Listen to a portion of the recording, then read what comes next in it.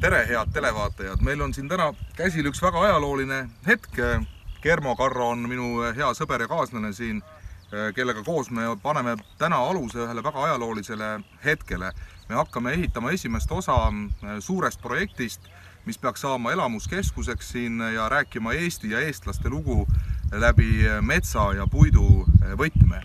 Ja kuna meie selline deviis on alati Germoga olnud maaelu arendamisel, et maaelu popiks, siis seda deviisi me siin ka jätkuvalt taga ajame. See maja saab olema esiteks väga omanäoline selles mõttes, et on ökoloogiline, tema CO2 jälg on väga väikene ja teiseks me kasutame selles majas ära kõike tänapäeva tehnikat, mis üldse välja on mõeldud, nii et selline väga vana ja uus tehnoloogia kokku pandud.